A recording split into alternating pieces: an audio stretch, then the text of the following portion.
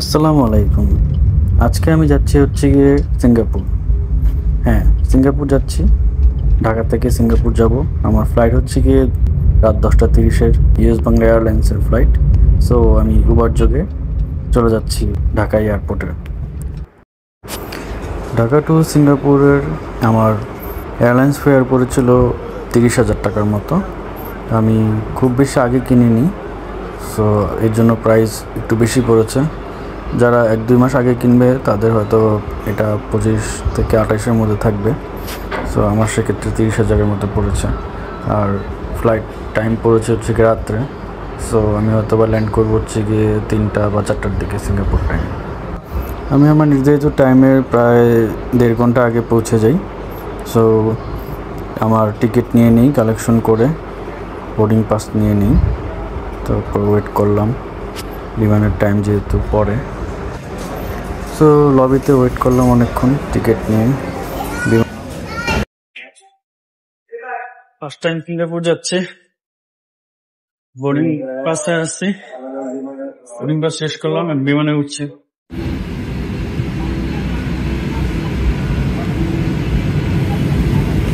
আমার সিট হচ্ছে গিয়ে 32F। ইউএস বাংলার বোয়িং এ উঠলাম, সিঙ্গাপুর যাচ্ছি। আমার সিট নাম্বার হচ্ছে গিয়ে 32F। ইমিগ্রেশন নিয়ে যদি একটু বলি, বাংলাদেশ ইমিগ্রেশনে আমার কাছ থেকে কিছু ডকুমেন্টস চেয়েছে। সেটা হচ্ছে যে আমার সিঙ্গাপুর যেই ভিসা ছিল, তারা আমার ইমিগ্রেশন পয়েন্ট থেকে আরেকটা রুমে যেতে বলেছে, ওখানে যে ওটা রিচেক করতে বললো। সো আমি আমার ভিসা প্রিন্ট কপিটা ওদেরকে দিলাম। ওরা কিছু একটা চেক করে ওই কাগজটার উপরে লিখে দিল যে ভিসা ওকে। সো ওটা নিয়ে আবার ইমিগ্রেশনে গেলাম। তো ওনাকে দেওয়ার পর উনি আমার কাছ থেকে কিছু ইনফরমেশন জানতে চাইলো, লাইক আমার এনওসি আছে কিনা, কোন কোম্পানিতে জব করি। তো আমি বললাম জি আমার এনওসি আছে। সো উনি এনওসি দেখতে চেয়েছিল, তো আমি এনওসি বের করে দিলাম। তো উনি এনওসি চেক করে আর কোনো কোশ্চেন করেনি, ইমিগ্রেশন সিল দিয়ে আমাকে ছেড়ে দিয়েছে। সো ইমিগ্রেশন মোটামুটি স্মুথ ছিল, কোনো ঝামেলা করেনি, যেহেতু রাতের ইমিগ্রেশন ছিল। এয়ারপোর্ট মোটামুটি ঠান্ডা ছিল, খুব বেশি ভিড় ছিল না। এয়ারলাইন্স থেকে খাবার দেওয়া হয়েছিল। আমি বিফ আর চিকেন দুইটাই ছিল, সো আমি বিফ নিয়েছি। বিফ চিকেনের সাথে পোলাও ছিল আর ভুনা ডাল ছিল, ভালো ভালো ছিল খাবারটা। সো রাতের জার্নি প্রথম, আসলে বিমান থেকে রাতের আকাশটা খুব সুন্দর দেখা যায়। সো দেখতে দেখতে সিঙ্গাপুরের আকাশে চলে গেলাম। এই ছিল হচ্ছে গিয়ে প্লেনের এক্সপিরিয়েন্স। সিঙ্গাপুর এয়ারলাইন্সের টিকিট কাটার ইচ্ছা ছিল, আনফরচুনেটলি ইউএস বাংলাটাই সব কিছু মিলিয়ে কম খরচে পাইছি। মাত্র ল্যান্ড করলাম সিঙ্গাপুরে। সো বিমান থেকে নেমে যাচ্ছি। আমার সিঙ্গাপুর সফর এখান থেকেই শুরু। মাত্র বিমান থেকে নামলাম। সো সিঙ্গাপুর চাঙ্গি এয়ারপোর্টে ল্যান্ড করলাম। আর আমি এখন আছি হচ্ছে গিয়ে সিঙ্গাপুর চাঙ্গি ইন্টারন্যাশনাল এয়ারপোর্টে। ঘন্টাখানেক আগে ল্যান্ড করেছি। তো ইমিগ্রেশন শেষ করলাম, খুবই স্মুথলি ইমিগ্রেশন শেষ করলাম, বিকজ ওদের ইমিগ্রেশন হচ্ছে সম্পূর্ণ অটোমেটিক ইমিগ্রেশন। জাস্ট পাসপোর্টটি স্ক্যান করলাম, ইমিগ্রেশন শেষ হয়ে গেল, ফিঙ্গারপ্রিন্ট দিলাম। সো আমি এখন এয়ারপোর্টটা ঘুরে দেখবো। ওদের এয়ারপোর্ট খুব সুন্দর, বিশাল এয়ারপোর্ট। সো পুরোটা এয়ারপোর্ট ঘুরে দেখবো। স্পেশাল কিছু প্লেস আছে যেগুলো খুব সুন্দর, সো ওগুলোতে যাবো আর কি। ফ্রেশ হয়ে নিলাম। আমি এখন আছি সিঙ্গাপুর চাঙ্গি এয়ারপোর্টের টার্মিনাল 4-এ। সুন্দর একটা এয়ারপোর্ট।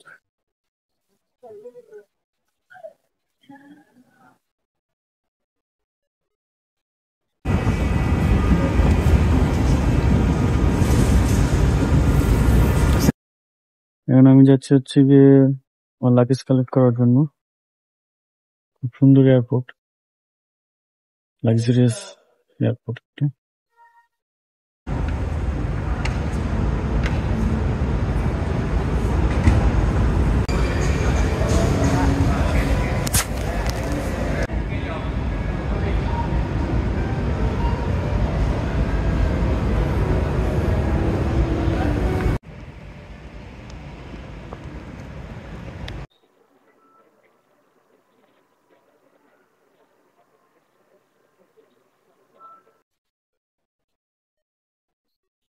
আমি এখন যাচ্ছি হচ্ছে গিয়ে সিঙ্গাপুরের চাঙ্গি এয়ারপোর্টের স্পেশাল একটা প্লেস, সেটা হচ্ছে গিয়ে জুয়েল।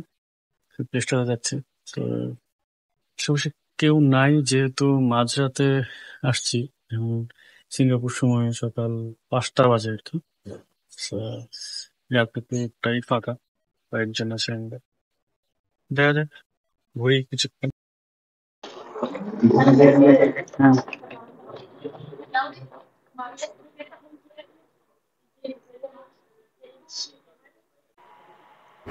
সিঙ্গাপুর এয়ারপোর্ট যেহেতু অনেক বড়, সো ওয়ার্ল্ডের বেশ কয়েকটা এয়ারপোর্টের মধ্যে সিঙ্গাপুর এয়ারপোর্ট হচ্ছে গিয়ে টপ এয়ারপোর্ট। সো এটা এয়ারপোর্টে অনেকগুলো টার্মিনাল আছে। সো এক টার্মিনাল থেকে আরেক টার্মিনাল মোটামুটি অনেক দূর। সো এক টার্মিনাল থেকে আরেক টার্মিনালে যাওয়ার জন্য কিছু ট্রেন আছে। সো এই ট্রেনগুলা মিনি ট্রেনের মতো আর কি, অটোমেটিক চলে। সো এটা প্রত্যেক টার্মিনালে থামে কিছুক্ষণ, যাত্রীরা উঠে দেন এটা দিয়ে আবার আরেক টার্মিনালে যায়। সো এটা খুব ভালো একটা ছিল এয়ারপোর্টের জন্য, যে যাত্রীদের জন্য সুবিধা অনেক। এক টার্মিনাল থেকে আরেক টার্মিনালে যেতে পুরো ট্রেন দিয়ে যাওয়া যায়, আর খুব ফাস্ট চলে। আর এয়ারপোর্ট তো অনেক সুন্দর, এই ট্রেন থেকে পুরো এয়ারপোর্টের বাইরে ভিতরে দেখা যায় দুই পাশ থেকে। তো টার্মিনাল থেকে যাচ্ছি হচ্ছে গিয়ে 3 নম্বর টার্মিনালে। আমি জানতাম না এয়ারপোর্টে কী কী আছে, এয়ারপোর্ট এত বড়। সো আমি গুগল ম্যাপ দেখলাম, গুগল থেকে কিছু ইনফরমেশন নিলাম যে কী কী দেখা যায় এয়ারপোর্টে। সো ওখান থেকে জানতে পারলাম যে জুয়েল আছে, তারপরে পানির ফোয়ারার একটা প্লেস আছে, মিউজিয়াম আছে, লাইভ কিছু আছে, অ্যাক্টিভিটিস আছে। সো এই সবগুলো আমি গুগল থেকে যেগুলো যেগুলো ভালো লাগছে ওগুলোতে আমি লোকেশন দেখে দেখে গেছি।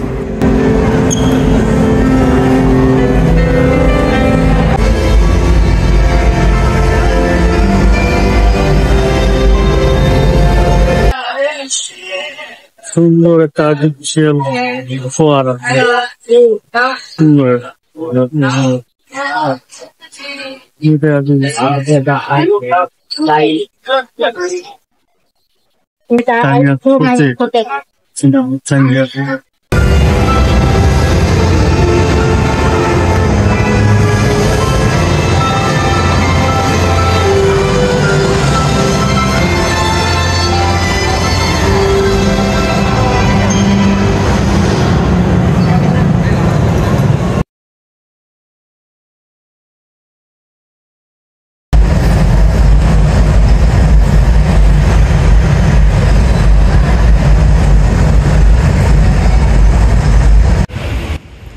এয়ারপোর্ট ঘুরতে ঘুরতে প্রায় সকাল হয়ে গেছে।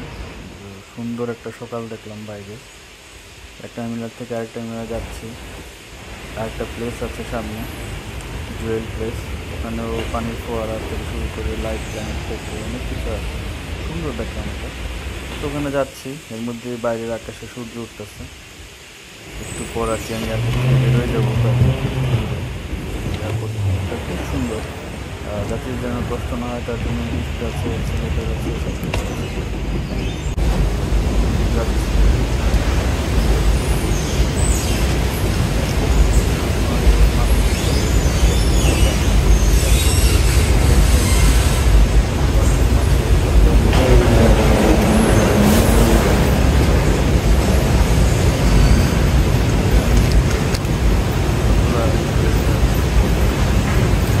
টার্মিনাল টু টার্মিনাল ব্রিজ আছে, টার্মিনাল থেকে টার্মিনালে যাওয়ার জন্য ট্রেন আছে, লিফট আছে। আর গুগল ম্যাপে দেখে দেখে যাওয়া যায় কোন জায়গায় কোন প্লেসটা সুন্দর। সেগুলোতে ঘুরতে ঘুরতে প্রায় 3-4 জুয়েল। তো এই যে খোল একটা স্থাপনা দেখতে পাচ্ছি, এটা হচ্ছে শিয়াল, সেটা দেখতে যাচ্ছি।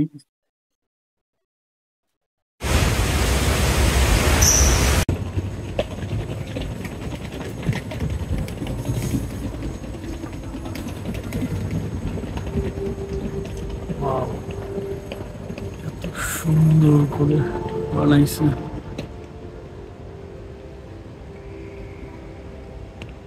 পানির জন্যটা হচ্ছে গিয়ে সকাল 11টার সময় ছাড়ে।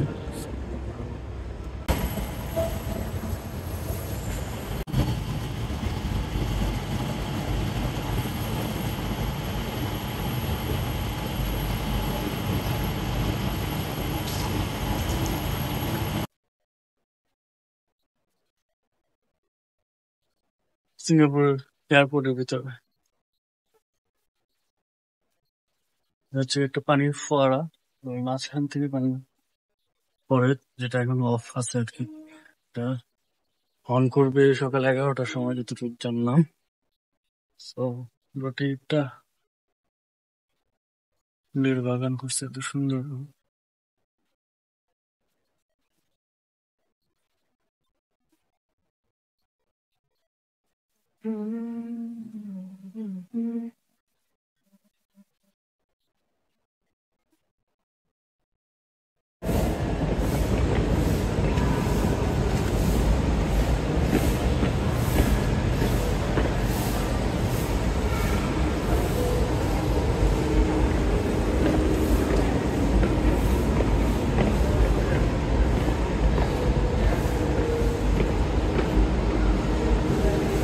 Real flower.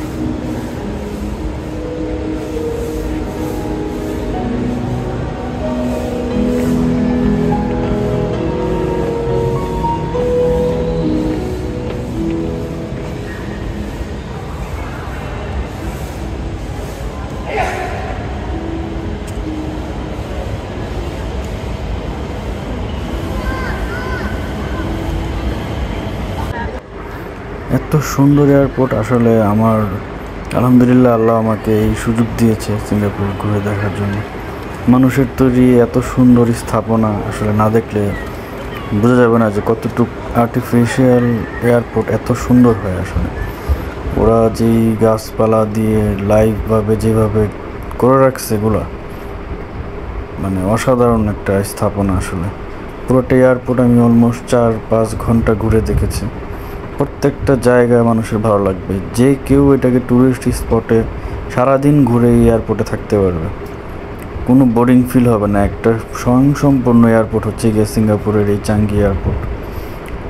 এই এয়ারপোর্টে সকালে ঢুকলে সারাদিন কোন দিক দিয়ে চলে যাবে আসলে বলা যাবে না, এত সুন্দর একটা এয়ারপোর্ট।